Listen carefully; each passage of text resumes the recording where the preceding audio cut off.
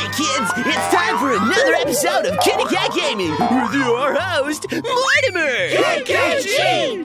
KKG! Yay!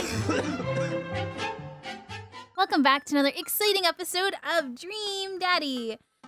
So we just got back from our S-rank date with Damien, and we're exhausted at this point. It says, well, it's been a long day.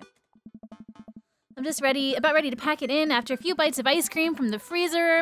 I turn off all the lights and walk down the hall to my room. I wonder if Amanda's still awake. That kid needs some sleep. As I pass by her room, I can hear the faint sound, but can't quite make it out what it is. I get a little closer. Is she crying? Oh no! I knock gently on her door. Hey, Amanda. The crying immediately stops. Not right now. Her voice sounds strained. She sniffles. I need to make sure she's okay. I open the door. In the dark, I can see Amanda's outline in the middle of the bed, knees hugged up against her body. No, is everything okay? I don't want to talk about it. Oh, did something happen or leave her alone? Did something happen? No, nothing happened. Go away. Something must have happened or leave her alone. Leave her alone. Give her a space. All right, I'll leave you be.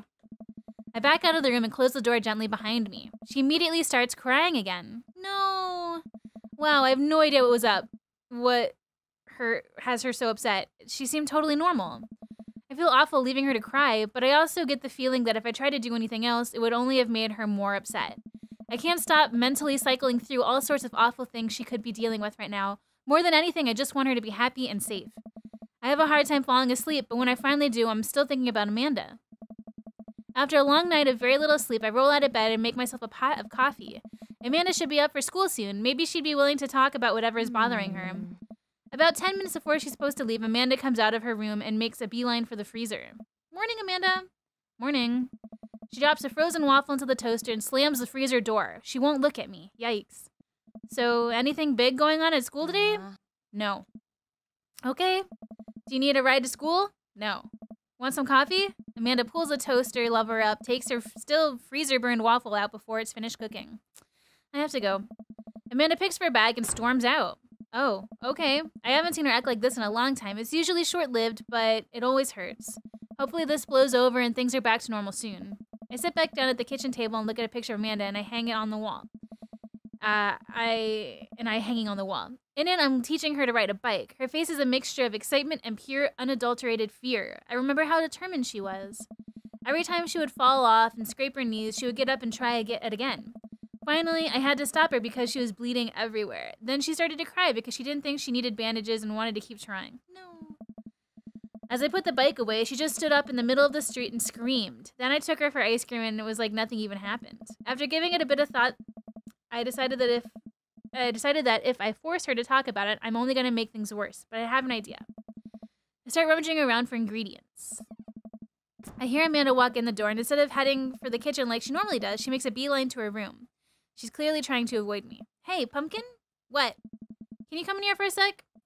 There's a moment of silence. Yeah? I wanted to say sorry about last night.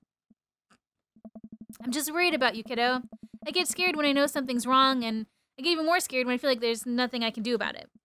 Dad, So just, whatever it is, and you don't have to tell me if you don't want to, but whatever it is, just know that you have a dad in your corner who wants you to be happy. Oh, no.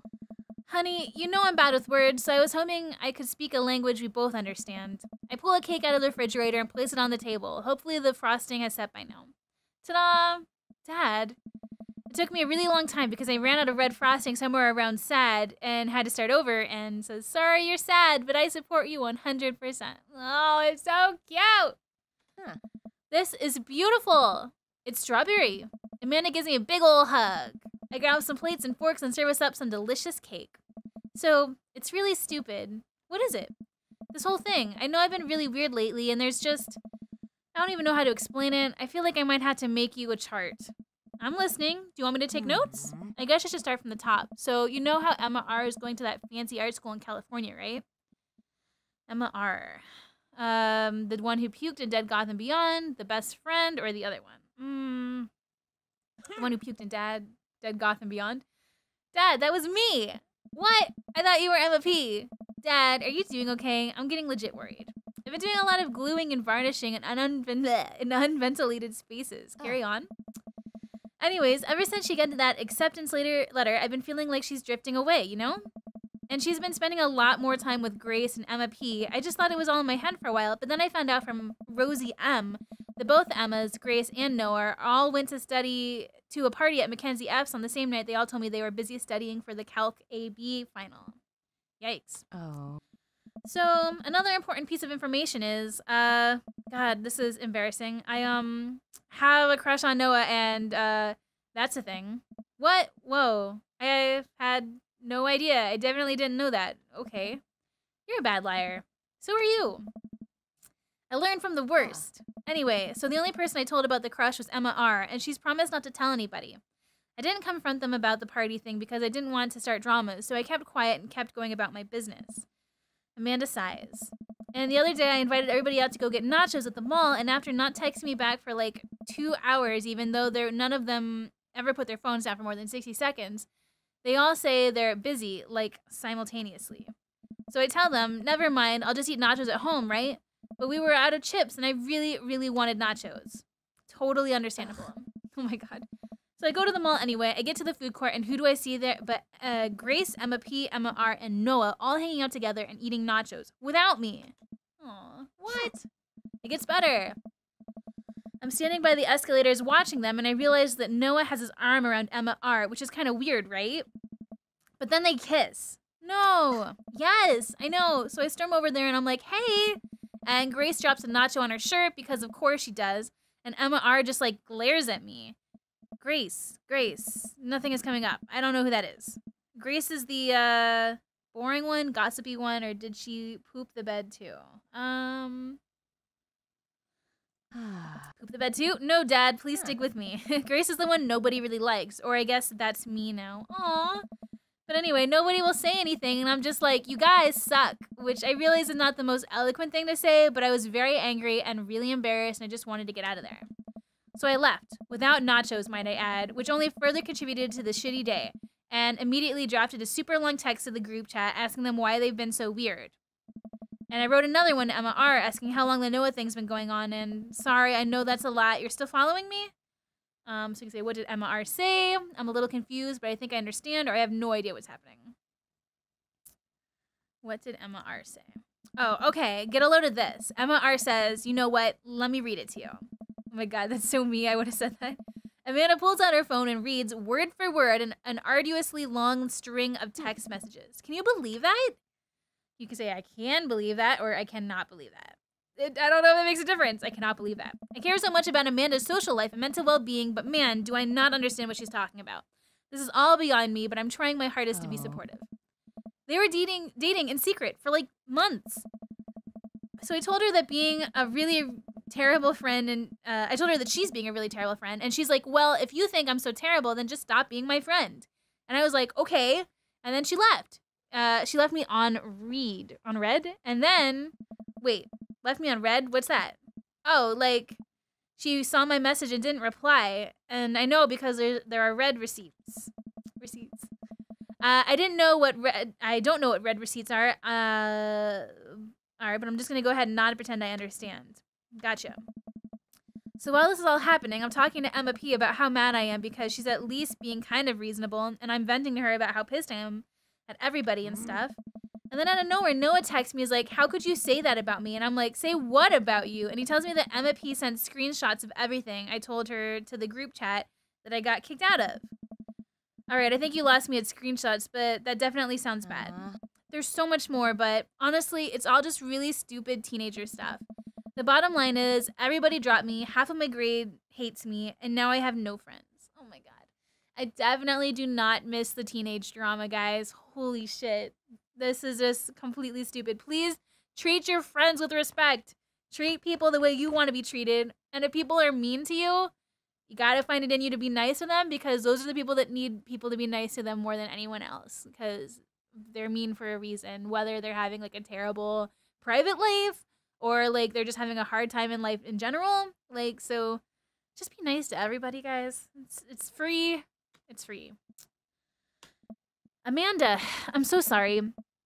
I almost expected it from everybody else, but Emma R's been there since Mom died. I can't believe she would just stab me in the back like that.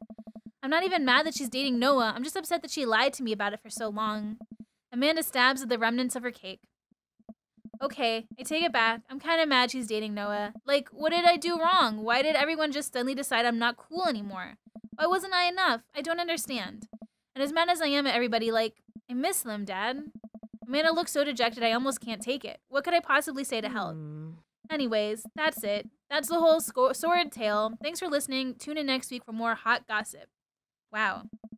I know, it's pretty dumb. It's not dumb. No, it's a stupid thing to be upset over.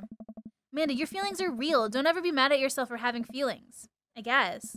Unless you've secretly been a robot who's been approximating human feelings this whole time. Dad, if I was a robot, I would have transformed into a monster truck a long, long time ago. Oh my god, I love her. But seriously, I know you probably don't want advice, but I feel like it's my duty as a dad to bestow upon you a few nuggets of fatherly wisdom. Not all friendships last forever. Real friends don't do that, or high school sucks. Real friends don't do that. When you get older, you start realizing the sort of people you want to associate yourself with. Do you really want to be do you really want to surround yourself with people who would do something like that to their friends? It takes a lot of work to find and maintain meaningful relationships. It took me a long time to figure that out myself, and I wish I had learned it sooner. If the other person isn't putting the effort in to show you how much they care, it's not worth it. You're not beholden to being their friend. Ultimately, I think this says way more about their character than it does about yours, because you're amazing. And if they can't see that, well, that's their problem. I'll keep that in mind. I looked down at the table. Did we just eat that whole cake? Yes, we did just eat that whole cake. Well, good talk. Amanda gets up to go to her room. Before she closes the door, she turns around. Hey, Pops? Yes? Huh. Thank you. You are always welcome. Love you, Amanda. Love you, Dad. Love you too, Dad. Ah, it's so heartwarming. Welcome. Well, next time on Kitty Cat Gaming, we are going to go on our third date with Damien. Yes. Be sure to hit that subscribe button so you guys don't miss it. Thank you guys so much for watching. And I'll see you guys all next time. Bye, everybody.